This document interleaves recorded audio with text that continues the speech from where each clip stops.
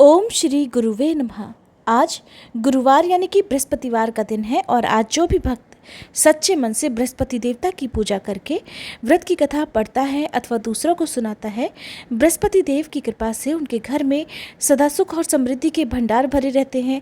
उन पर कभी कोई विपत्ति नहीं आती और उनकी सभी मनोकामनाएं भी पूर्ण हो जाती हैं। इसलिए आज आप सुनेंगे बृहस्पतिवार यानी कि गुरुवार व्रत की संपूर्ण कथा।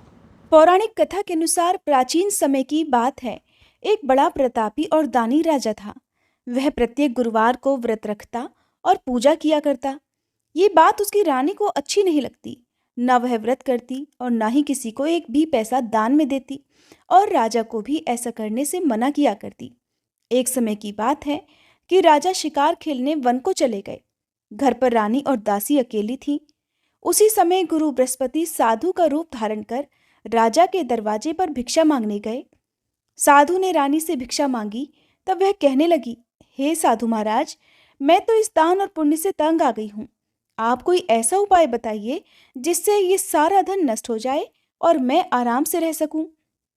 तब साधु रूपी बृहस्पति देव कहने लगे, हे देवी, तुम बड़ी विचित्र हो। संतान और धन से भी कोई दुखी होता है। अगर तुम्हारे पास धन अधिक है तो इसे शुभ कार्यों में लगाओ, जिससे तुम्हारे दोनों लोग सुधरें। परंतु साधु की इन बातों से रानी खुश नहीं हुई। उसने कहा, महाराज, मुझे ऐसे धन की आवश्यकता नहीं जिसे मैं दान दूं और जिसको संभालने में ही मेरा सारा समय नष्ट हो जाए। साधु कहने लगे, अगर तुम्हारी ऐसी इच्छा है तो जैसा मैं तुम्हें बताता हूं तुम वैसा ही करना। बृहस्पतिवार के दिन तुम घर को गोबर से लीपना, अपने केशों को पीली मिट्टी से धोना, केशों को धोते समय स्नान करना, राजा से हजामत बनवाने को कहना, भोजन में मांस मदिरा खाना और कपड़ा धोबी के यहाँ धुलने डालना। इस प्रकार 7 बृहस्पतिवार करने से तुम्हारा समस्त धन नष्ट हो जाएगा। ऐसा कहकर साधु बने बृहस्पति देव अंतर्ध्यान हो गए। साधु के कहे अनुसार रानी को करते हुए केवल 3 बृहस्पतिवार ही बीते थे कि उसकी समस्त धन संपत्ति नष्ट हो गई। अब भोजन के लिए परिवार तरसने लगा। एक दिन राजा रानी से बोला, हे रानी, तुम यहीं रहो, मैं दूसरे देश को जाता हूँ, क्योंकि यहाँ पर मुझे सभी जानते हैं, इसलिए मैं कोई छोटा कार्य नहीं कर सकता। ऐसा कहकर राजा परदेश चला गया। वहां वह जंगल से लकड़ी काटकर लाता और शहर में बेचता। इसी तरह वह अपना जीवन बिताने लगा। इधर राजा के बिना रानी और दासी दुखी रहने लगी।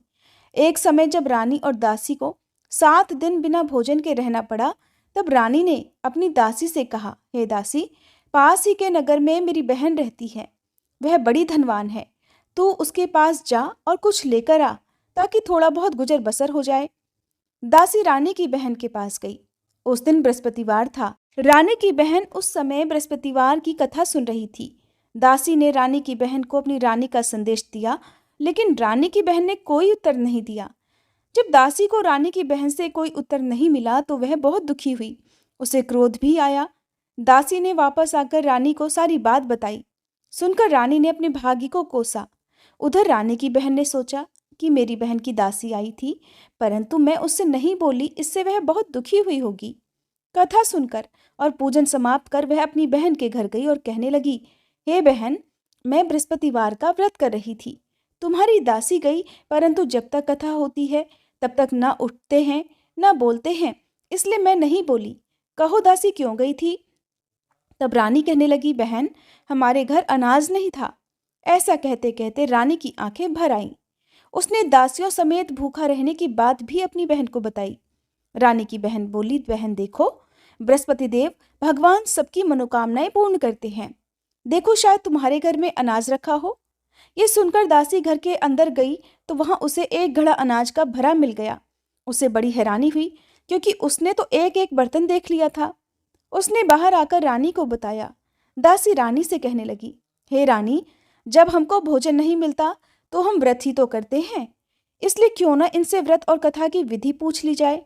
हम भी व्रत किया करेंगे। दासी के कहने पर रानी ने अपनी बहन से बृहस्पतिवार व्रत के बारे में पूछा। उसकी बहन ने बताया, बृहस्पतिवार के व्रत में चने की दाल और मुनक्का से विष्णु भगवान का केले की जड़ में पूजन करें और दीपक जलाएं, पीला भोजन करें और कथा सुने। इससे बृहस्पति देव भगवान प्रसन्न होते हैं और मनोकामना पूर्ण करते हैं।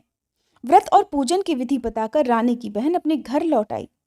रानी और दासी दोनों ने निश्चय किया कि बृहस्पति देव भगवान का पूजन जरूर करेंगे। 7 रोज बाद जब बृहस्पतिवार आया तब उन्होंने व्रत रखा। घुड़साल में जाकर चना और गुड़ बीन लाई और उसकी दाल से केले की जड़ तथा विष्णु भगवान का पूजन किया। अब पीला भोजन कहाँ से आए? दोनों बड़ी दुखी हुई, परंतु उन्होंने व्रत किया था, इसलिए बृहस्पति देव भगवान प्रसन्न थे।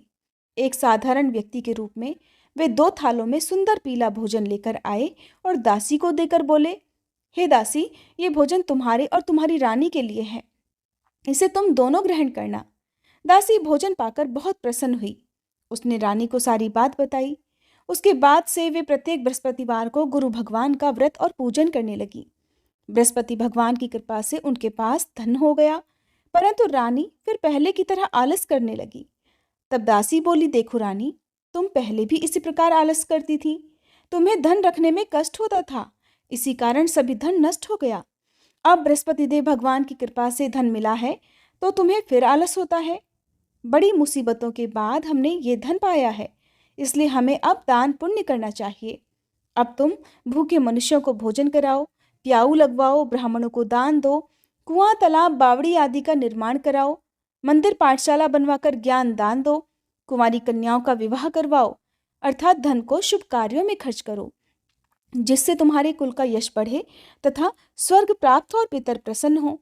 तब दासी की बात मानकर रानी शुभ कर्म करने लगी, जिससे उसका यश फैलने लगा।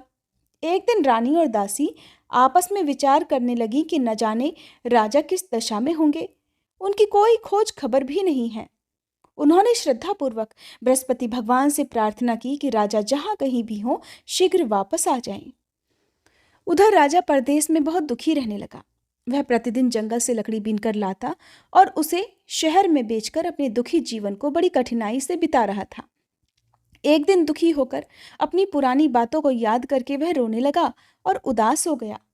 उसी समय राजा के पास बृहस्पति देव साधु के वेश में आकर बोले, हे लकड़हारे, तुम इस सुनसान जंगल में किस चिंता में बैठे हो, मुझे बताओ। यह सुनकर राजा की आंखों में आंसू भर आए। साधु को प्रणाम करके राजा ने अपनी पूरी कहानी सुना दी। महात्मा दयालु होते हैं। वे राजा से बोले, हे राजा, तुम्हारी पत्नी ने बृहस्पति देव के प्रति अपराध किया था, जिसके कारण तुम्हारी ये दशा हुई। अब तुम चिंता मत करो, भगवान तुम्हें पहले से अधिक धन देंगे। देखो, तुम्हारी पत्नी ने बृहस्पतिवार का व्रत प्रारंभ कर दिया है। अब तुम भी बृहस्पतिवार का व्रत करके चने की दाल और गुड़ जल के लोटे में डालकर केले का पूजन करो, फिर कथा कहो या सुनो। भगवान तुम्हारी सभी कामनाओं को पूर्ण करेंगे। साधु की बात सुनकर राजा बोला, हे प्रभु, लकड़ी बेचकर तो इतना पैसा भी नहीं मिलता जिससे भोजन के बाद में कुछ बचा सकूं, और मैंने रात में अपनी रानी को व्याकुल देखा है। मेरे पास कोई साधन नहीं जिससे उसका समाचार जान सकूं, फिर मैं कौन सी कहानी कहूं, ये भी मुझको नहीं पता। साधु महाराज कहने लगे, हे राजा, मन में बृहस्पति भगवान के पूजन व्रत का निश्चय करो, वे स्वयं तुम्हारे लिए कोई राह बना देंगे। बृहस्पतिवार के दिन तुम रोजाना की तरह लकड़ियां लेकर शहर में जाना। तुम्हें रोज से 2 गुना धन मिलेगा, जिससे तुम भलीभांति भोजन कर लोगे और बृहस्पति देव की पूजा का सामान भी आ जाएगा। जो तुमने बृहस्पतिवार की कहानी के बारे में पूछा है वह इस प्रकार है। प्राचीन काल में एक बहुत ही निर्धन ब्राह्मण था। उसके कोई संतान नहीं थी। वह नित्य पूजा पाठ करता, लेकिन उसकी स्त्री ना तो स्नान करती ना किसी देवता का पूजन करती। इस कारण ब्राह्मण देवता बहुत दुखी रहते थे। फिर भगवान की कृपा से ब्राह्मण के यहाँ एक कन्या उत्पन्न हुई। वह कन्या बड़ी होने लगी। प्रातःकाल स्नान करके वह भगवान विष्णु का जप करती, बृहस्पतिवार का व्रत भी करने लगी। पूजा पाठ समाप्त कर पाठशाला जाती तो वह अपनी मुट्ठी में जौ भर के ले जाती और पाठशाला के मार्ग में डालती जाती। लौटते समय वही जौ स्वर्ण के हो जाते तो उनको बीनकर घर ले आती। एक दिन वह बालिका सूप में उन सोने के जौ को फटक कर साफ कर रही थी कि तभी उसकी माँ ने देख लिया और कहने लगी, हे बेटी, सोने के जौ को फटकने के लिए तो सोने का सूप भी होना चाहिए। दूसरे दिन गुरुवार था। कन्या ने व्रत रखा और बृहस्पति देव से सोने का सूप देने की प्रार्थना की। बृहस्पति देव ने उसकी प्रार्थना स्वीकार कर ली। रोजाना की तरह वह कन्या जौ फैलाती हुई पाठशाला चली गई। पाठशाला से लौटकर जब वह जौ बीन रही थी तब बृहस्पति देव की कृपा से उसे सोने का सूप भी मिल गया। उसे वह घर ले आई और उससे जौ साफ करने लगी, परंतु उसकी माँ का वही ढंग रहा। एक दिन की बात है, वह कन्या सोने के सूप में जौ साफ कर रही थी। उसी समय उस नगर का राजकुमार वहां से निकला। कन्या के रूप और कार्य को देखकर वह उस पर मोहित हो गया। राजमहल आकर वह भोजन तथा जल त्याग कर उदास होकर लेट गया। राजा को जब राजकुमार द्वारा अन्न जल त्यागने का समाचार ज्ञात हुआ, तब वह अपने मंत्रियों के साथ अपने पुत्र के पास गया और कारण पूछा। राजकुमार ने राजा को उस लड़की के घर का पता भी बता दिया। मंत्री उस लड़की के घर गया। मंत्री ने ब्राह्मण के समक्ष राजा की ओर से निवेदन किया और कुछ ही समय बाद ब्राह्मण की कन्या का विवाह राजकुमार के साथ संपन्न हो गया। कन्या के घर से जाते ही ब्राह्मण देवता के घर में पहले की तरह गरीबी का निवास हो गया। एक दिन दुखी होकर ब्राह्मण अपनी पुत्री से मिलने गए। बेटी ने पिता की दुखी अवस्था को देखा और अपनी माँ का हाल पूछा। ब्राह्मण देवता ने सभी हाल कह सुनाया। तब कन्या ने बहुत सा धन देकर अपने पिता को विदा कर दिया, लेकिन कुछ दिन के बाद फिर वही हाल हो गया। ब्राह्मण फिर अपनी कन्या के यहाँ गया और सभी हाल कहा तो पुत्री बोली, हे पिताजी, आप माताजी को यहाँ लिवा लाओ, मैं उन्हें वह विधि बता दूंगी जिससे गरीबी दूर हो जाए। ब्राह्मण देवता अपनी पत्नी को साथ लेकर अपनी पुत्री के पास राजमहल पहुंचे। तब पुत्री अपनी माँ को समझाने लगी, हे माँ, तुम प्रातःकाल स्नान आदि करके विष्णु भगवान का पूजन करो तो सब दरिद्रता दूर हो जाएगी। परंतु उसकी माँ ने उसकी एक बात भी नहीं मानी। वह प्रातःकाल उठकर अपनी पुत्री की बची जूठन को खा लेती थी। एक दिन उसकी पुत्री को बहुत गुस्सा आया। उसने अपनी माँ को एक कोठरी में बंद कर दिया। प्रातः उसे स्नान आदि करा के पूजा पाठ करवाया तो उसकी माँ की बुद्धि ठीक हो गई। इसके बाद वह नियम से पूजा पाठ करने लगी और प्रत्येक बृहस्पतिवार को व्रत भी रखने लगी। इस व्रत के प्रभाव से मृत्यु के बाद वह स्वर्ग को गई। वह ब्राह्मण देवता भी सुखपूर्वक इस लोक का सुख भोगकर स्वर्ग को प्राप्त हुए। इस तरह कहानी कहकर साधु बने देवता वहां से आलोप हो गए। धीरे धीरे समय बीतने पर फिर बृहस्पतिवार का दिन आया। राजा जंगल से लकड़ी काटकर शहर में बेचने गया। उसे उस दिन और दिनों से अधिक धन मिला। राजा ने चना गुड़ आदि लाकर बृहस्पतिवार का व्रत किया। उस दिन से उसके सभी क्लेश दूर हुए। परंतु जब अगले गुरुवार का दिन आया तो वह बृहस्पतिवार का व्रत करना भूल गया। इसी कारण बृहस्पति भगवान नाराज हो गए। उस दिन उस नगर के राजा ने विशाल यज्ञ का आयोजन किया था तथा अपने समस्त राज्य में घोषणा करवा दी कि सभी मेरे यहाँ भोजन करने आए, किसी के घर चूल्हा न जले और इस आज्ञा को जो न मानेगा उसको फांसी की सजा दी जाएगी। राजा की आज्ञा अनुसार राज्य के सभी निवासी राजा के भोज में सम्मिलित हुए, लेकिन लकड़हारा कुछ देर से पहुंचा, इसलिए राजा उसको अपने साथ महल में ले गए। जब राजा लकड़हारे को भोजन करा रहे थे तब रानी की दृष्टि उस खूंटी पर पड़ी जिस पर उसका हार लटका हुआ था। उसे हार खूंटी पर लटका दिखाई नहीं दिया। रानी को निश्चय हो गया कि मेरा हार इसी लकड़हारे ने चुरा लिया है। उसी समय सैनिकों को बुलवाकर उसको जेल में डलवा दिया। अब लकड़हारा जेल में विचार करने लगा कि न जाने कौन से पूर्व जन्म के कर्म से मुझे ये दुख प्राप्त हुआ है, और जंगल में मिले साधु को याद करने लगा। तत्काल बृहस्पति देव साधु के रूप में प्रकट हो गए और कहने लगे, अरे मूर्ख, तूने बृहस्पति देवता की कथा नहीं की, उसी कारण तुझे ये दुख प्राप्त हुआ है।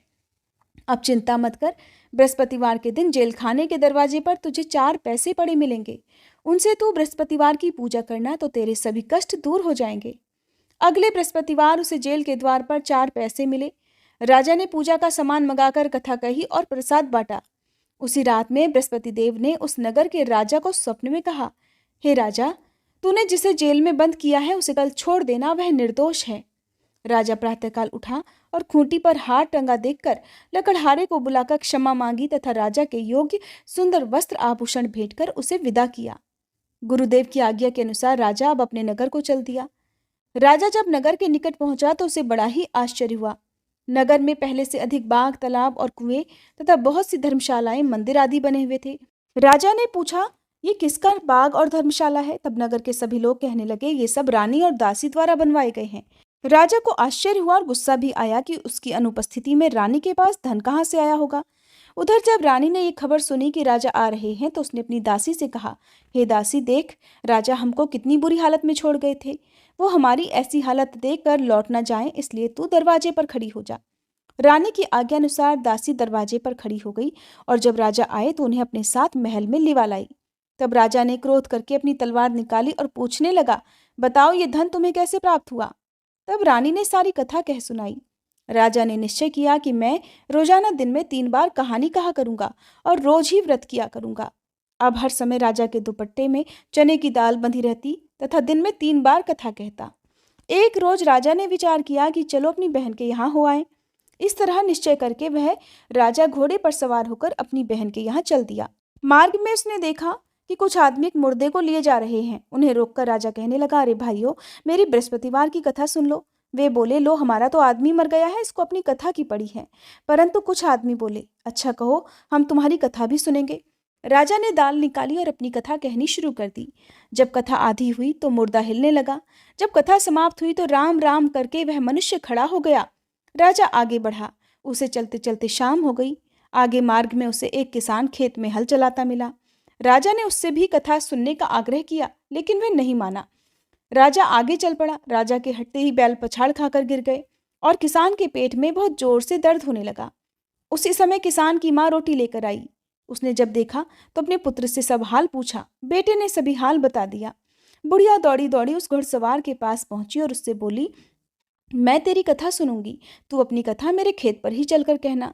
तब राजा ने लौटकर बुढ़िया के खेत पर जाकर कथा कही, जिसके सुनते ही बैल खड़े हो गए तथा किसान के पेट का दर्द भी बंद हो गया। अब राजा अपनी बहन के घर पहुंच गया। बहन ने भाई की खूब मेहमानी की। दूसरे रोज प्रातःकाल राजा जगा तो वह देखने लगा कि सब लोग भोजन कर रहे हैं। राजा ने अपनी बहन से पूछा कि ऐसा कोई मनुष्य है जिसने भोजन ना किया हो, जो मेरी बृहस्पतिवार की कथा सुन ले। तब बहन बोली, हे भैया, ये देश ऐसा ही है। यहाँ लोग पहले भोजन करते हैं, बाद में कोई अन्य काम करते हैं। फिर वह एक कुम्हार के घर गई जिसका लड़का बीमार था। उसे मालूम हुआ कि उसके यहाँ 3 दिन से किसी ने भोजन नहीं किया है। रानी ने अपने भाई की कथा सुनने के लिए कुम्हार से कहा। तब वह तैयार हो गया। राजा ने जाकर बृहस्पतिवार की कथा कही, जिसको सुनकर उसका लड़का ठीक हो गया। अब तो राजा की प्रशंसा होने लगी। एक दिन राजा ने अपनी बहन से कहा, बहन, अब मैं अपने घर जाऊंगा, तुम भी तैयार हो जाओ। राजा की बहन ने अपनी सास से अपने भाई के साथ जाने की आज्ञा मांगी। सास बोली, हाँ चली जा, मगर अपने लड़के को मत लेकर जाना, क्योंकि तेरे भाई की कोई संतान नहीं होती है। बहन ने अपने भाई से कहा, हे भैया, मैं तो चलूंगी, मगर कोई बालक नहीं जाएगा। तब राजा कहने लगा कि जब बालक ही नहीं जाएंगे तब तुम भी चलकर क्या करोगी। और अपनी बहन को भी छोड़कर दुखी मन से राजा अपने नगर को लौट आया। राजा ने अपनी रानी से सारी कथा बताई और बिना भोजन किए वह शैया पर लेट गया। रानी बोली, हे प्रभु, बृहस्पति देव ने हमें सब कुछ दिया है, वे हमें संतान भी अवश्य देंगे। उसी रात बृहस्पति देव ने राजा को स्वप्न में कहा, हे राजा, उठ, सभी सोच त्याग दे, तेरी रानी गर्भ से है। राजा को ये जानकर बड़ी खुशी हुई। 9वें महीने रानी के गर्भ से एक सुंदर पुत्र पैदा हुआ। तब राजा बोला, हे रानी, स्त्री बिना भोजन के रह सकती है, परंतु बिना कहे नहीं रह सकती। जब मेरी बहन आए तब तुम उससे कुछ मत कहना। रानी ने हाँ कर दी। जब राजा की बहन ने यह शुभ समाचार सुना तो वह बहुत खुशी हुई और बधाई लेकर अपने भाई के यहाँ आई। रानी ने तब उसे आने का उलाहना दिया। जब भाई अपने साथ ला रहे थे तब तो टाल गई, उनके साथ नहीं आई और आज अपने आप ही भागी भागी बिना बुलाए आ गई। तब राजा की बहन बोली, भाई, मैं इस प्रकार ना कहती तो तुम्हारे घर औलाद कैसे होती। बृहस्पति देव सभी कामनाएं पूर्ण करते हैं। जो सद्भावना पूर्वक बृहस्पतिवार का व्रत करता है और कथा पढ़ता है अथवा सुनता है और दूसरों को सुनाता है, बृहस्पति देव उसकी सभी मनोकामनाएं पूर्ण करते हैं, उसकी सदैव रक्षा करते हैं। जो संसार में सद्भावना से गुरुदेव का पूजन और व्रत सच्चे हृदय से करते हैं, उनकी सभी कामनाएं वैसे ही पूर्ण हो जाती हैं जैसी सच्ची भावना से रानी और राजा ने बृहस्पति देव की कथा का गुणगान किया तो उनकी सभी इच्छाएं बृहस्पति देव जी ने पूर्ण की। हे बृहस्पति देवता, इस कथा को कहने, सुनने और हुंकारा भरने वाले सभी भक्तों की मनोकामनाएं भी पूर्ण करना और सभी के दुख दूर करना। प्रेम से बोलिए बृहस्पति देवता की जय।